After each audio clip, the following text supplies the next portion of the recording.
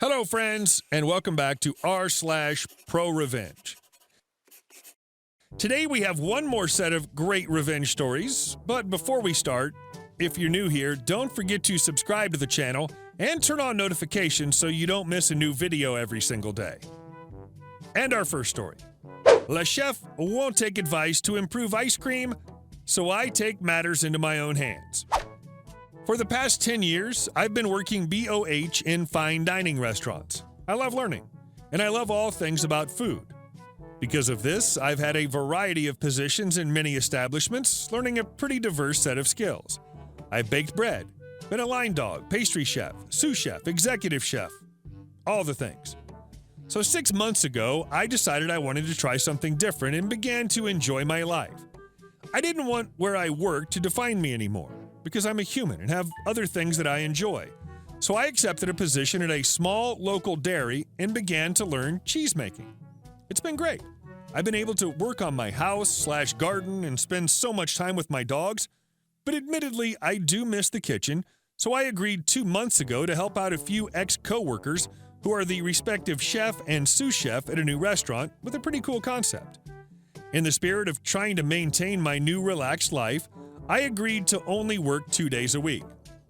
Now, a week in, my new boss, Le Chef, asked me to please make some ice cream following his recipe.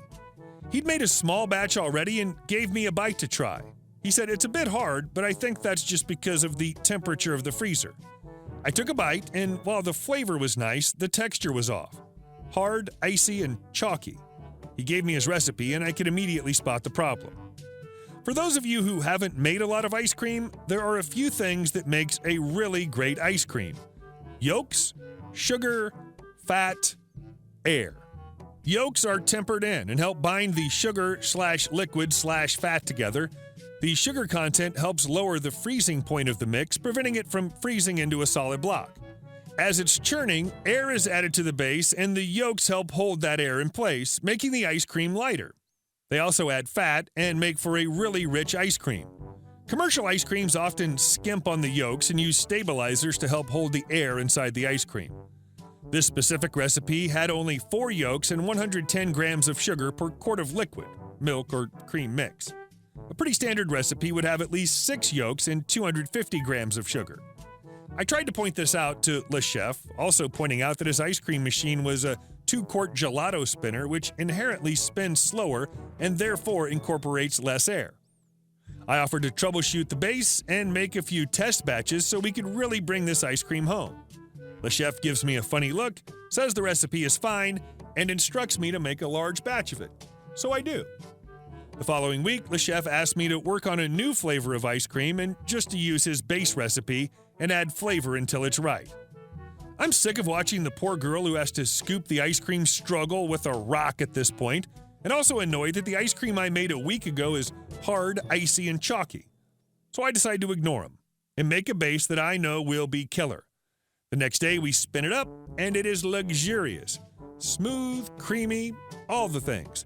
The owner of the restaurant makes a comment about how fantastic it is. I explained to a fellow coworker, Sue, what I changed. And I guess he tried to tell Le Chef that I'd made some adjustments, but Le Chef refuses to believe him. In the meantime, Le Chef makes more ice cream base, and they continue to come out crappy. Mutual coworker tells me Le Chef is getting upset that he can't make ice cream as nice as me, and still refuses to ask me why. I try to explain ice cream science to him the next day, and am met with a wall of knowledge. 4 yolks is fine, and the freezer's too cold. At this point, I'm frustrated because I think learning and sharing is key to everyone's success. Better product makes for happier customers.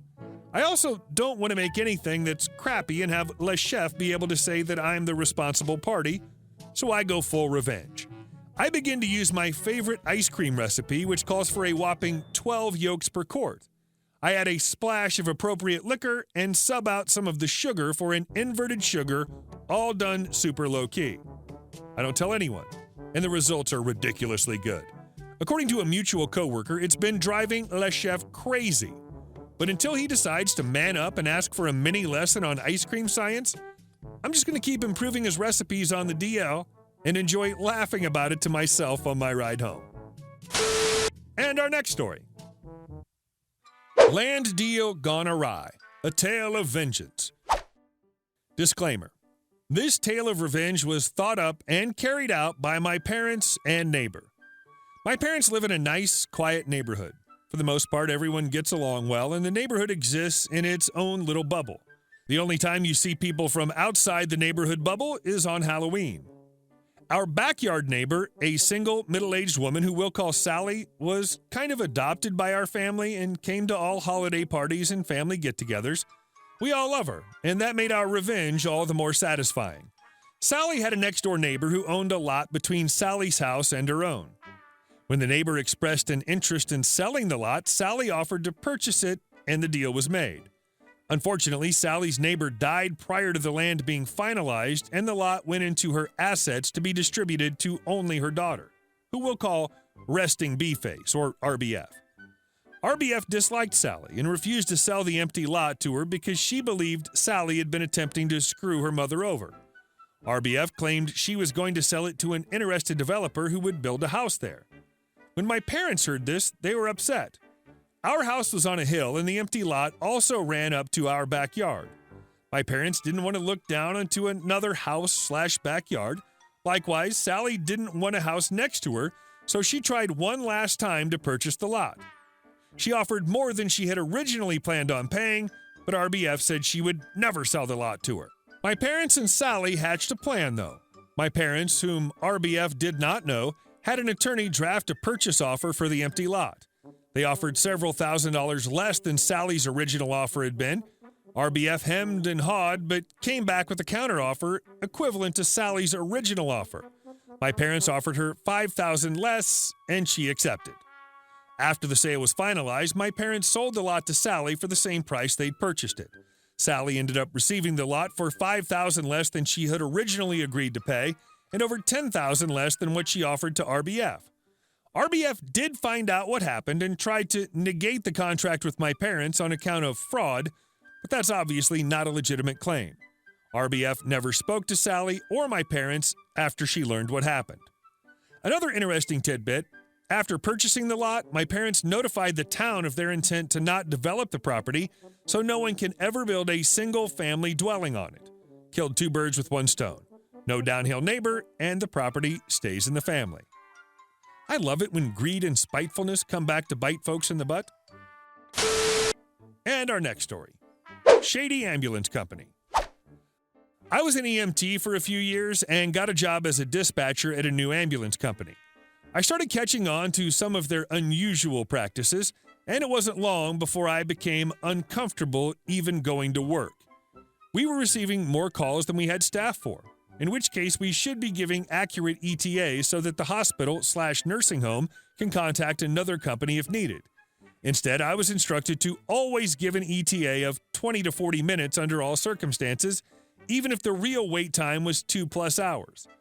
We were regularly receiving calls from nursing homes to transport patients with chest pains to the hospital, which a basic ambulance company can't take, because chest pain patients have to be monitored by paramedics or RNs, in case the patient's having a heart attack. Same goes with patients who are complaining of stroke symptoms. We should be deferring the caller to 911 so that they can be redirected to the appropriate service. My educated guess was that the company I worked for had a deal with certain nursing homes, which were run by the same person who overlooked our ambulance company, and basic EMTs at this company were pressured into transporting critical patients that are out of their scope of practice. Whenever I worked, I deferred all chest pain and stroke symptom patients, and I'd give honest ETAs, which would result in us losing calls to other companies. Anyway, I got a verbal warning from my manager to stop doing that because it was costing us business. After explaining my rationale, they wouldn't budge. Management kept harassing me, and I got an official write-up and suspended. The write-up states I was instructed to always give a 20 to 40-minute ETA and did not comply. After numerous illegal and unethical incidents, I broke after hearing about a stroke patient that was secretly transported, and the patient ended up at the hospital 3 hours later, which is outside the window for which they can receive the first line of treatment. After nonstop conflict with upper management, I could tell I was on the verge of being fired.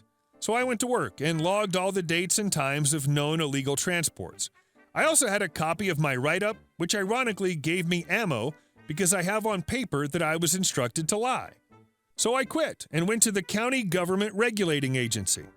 I didn't realize how big of a deal this was until they kept sending me to people higher and higher up until I reached the head of the county. They took the log I had and did a surprise bust at the ambulance company. They knew exactly what dates and times to look for and audited everything. Long story short, the ambulance company ended up closing down. I had a lot of friends at that company and I didn't want to screw them over, so I reached out to someone who owns a competing company and they agreed to hire everyone. Edit, everyone that chose to apply from my previous company and give them a raise. This story is important. If you feel like something is shady or illegal, document it and take it to the appropriate authorities. And our last story. Annoy every person in the terminal? Get your bag confiscated by TSA. Waiting for flight to board at a major East Coast airport. In walks this young, slick, loud business kid, early 20s, on a conference call, shouting into his Apple earbuds. He drops his bag on the one free seat and starts pacing the floor, up and down the aisle, oblivious to dozens of folks eating lunch, working quietly, babies sleeping. Continues pacing and shouting, yup, we'll upload that into the system, blah, blah, blah, jargon, acronyms, and business bullcrap. Annoying everybody around, making everyone else get out of his way. Folks start giving him the stink eye, but his shouting and pacing continue. His circuit widening until he's walking out of sight, then circling back, still shouting into the air. After 20 minutes of this, I'm over it. Kid stalks off in a hurried pace, abandoning his backpack for the 3 or so minutes it takes him to pace the terminal. So I walk up to a TSA guard and point to the bag. Sir, there's an unclaimed backpack on that seat. Then I walk away. TSA starts making announcements, trying to find the owner of the bag, but D-bag business kid is too oblivious, pacing and shouting. TSA is already removing the bag when he realizes and chases after them. Too late. He's suspect and he has to follow them out of the terminal for a bag check. And now it's quiet again. Hey guys, thank you all for watching the video to the end, and I'll see you in the next one.